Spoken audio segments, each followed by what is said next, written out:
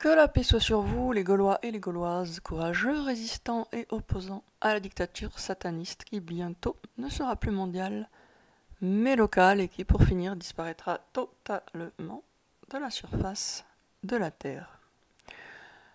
Cette vidéo pour vous donner un petit conseil de lecture. J'ai pas trop l'habitude de parler de mes lectures, même si je suis quelqu'un qui lit vraiment beaucoup.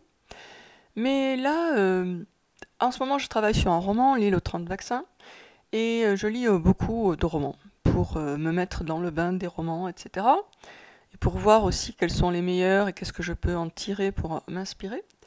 Et il y a un auteur qui est pas très connu en France, même si on connaît très bien certains de ses personnages, que je vous recommande vivement et je vais vous expliquer pourquoi. Donc c'est Guareschi, qui est l'auteur du Petit Monde de Don Camillo et de toute la série des livres sur Don Camillo et Pépone. Donc vous connaissez probablement les films Don Camillo et Pépone, mais peut-être pas les livres. Moi je connaissais les films, je savais même pas qu'ils étaient tirés de livres.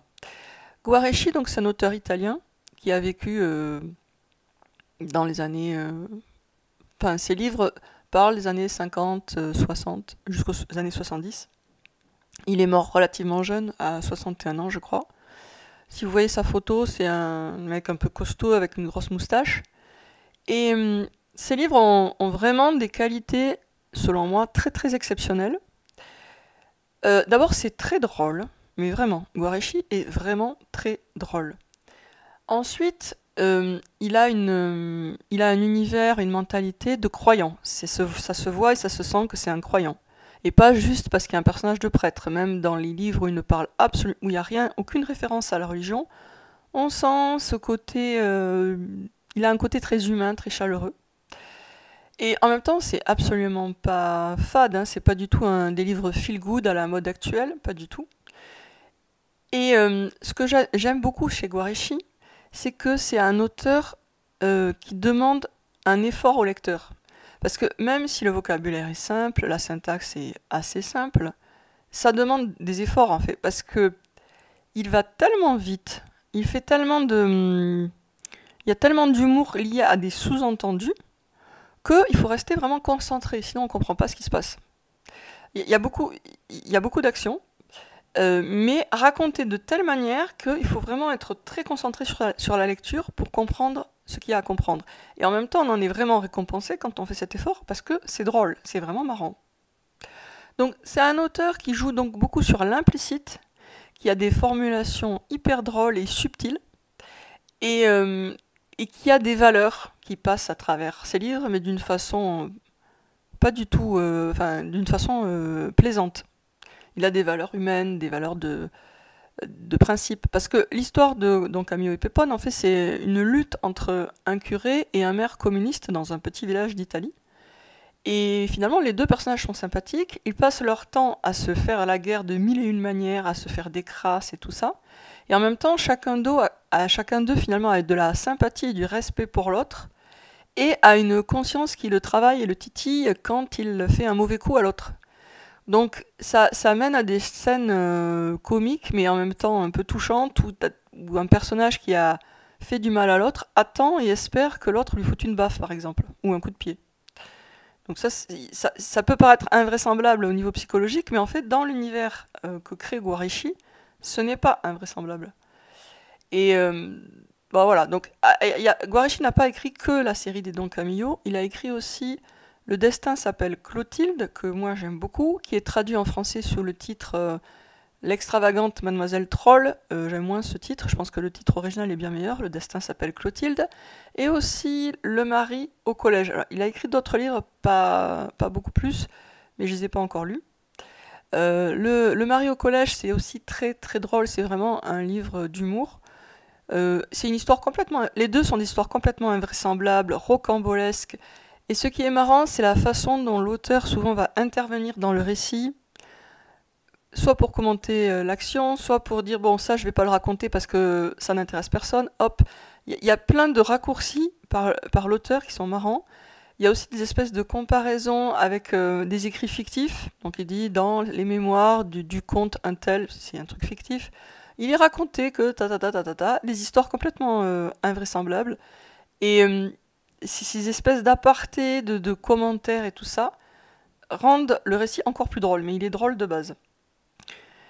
Donc je vous conseille Guareshi, vous le trouverez d'occasion assez facilement. Au moins facilement, vous trouverez les Don Camillo. Toute la série des Don Camillo est bien. J'aime beaucoup aussi Don Camillo et les contestataires, qui parlent de la mentalité des années 70. Il en parle très très bien. Mais toutes les autres sont bien. Celui qui est le moins bien, c'est Don Camillo en Russie. Celui-là, il est un peu moins bien. Un peu moins, peut-être parce qu'il connaissait pas la Russie, donc il parlait pas de ce qu'il connaissait en fait. Mais quand il reste dans son domaine, c'est-à-dire l'Italie et l'Italie, ou quand il invente complètement, et qu'il se permet d'être complètement fantaisiste, comme dans Le mari au collège et Le destin s'appelle Clotilde, c'est hyper drôle. Donc c'est pas des lectures qu'on peut lire juste d'un œil ou en diagonalisant, impossible. Il faut rester concentré. Mais comme je vous le dis, on en est récompensé. À la limite, je pense que c'est des lectures qui rendent plus intelligents.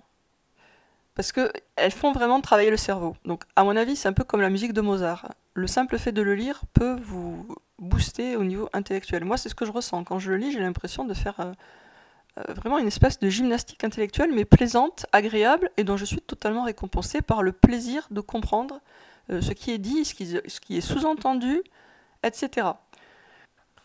Alors, pour que vous compreniez un peu mieux ce que ça peut donner l'humour de Guareschi, je vous lis un petit passage du Petit Monde de Don Camillo.